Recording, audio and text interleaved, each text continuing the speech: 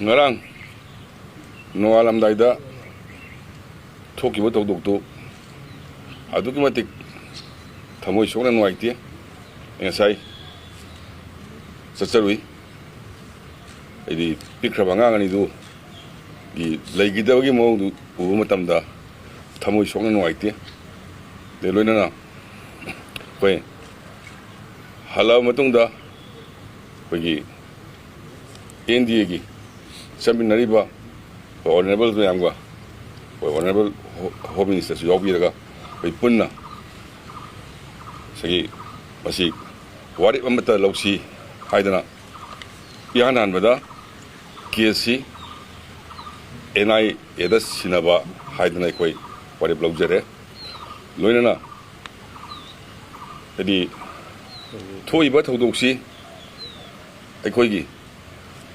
kitang peaceful atmosphere ma laksida shanti thuaiba pamba kangu soidana oigani haibagi thajaba lei adubu singnariba potu huzik organization natraga individual singdu masak maming khangribanina madu simang siwi organization sinani haibadmokti ngasimak haiba ai kitang ganngani khanjai loinana huzik security meeting ma tawjagre as Assam Rifle, CRPF and state police pullaga madudasu aikoina sarkar gi taraptagi thamjagi basi adi sumba incident se amhona thoktanaba yaragadi thiro ngasimak phabiro haibani yaragadi thiro ngasimak ngamnaba phabiro adu makoisu helicopter ga tawni yakona operation chathari haidana thamami aduna masi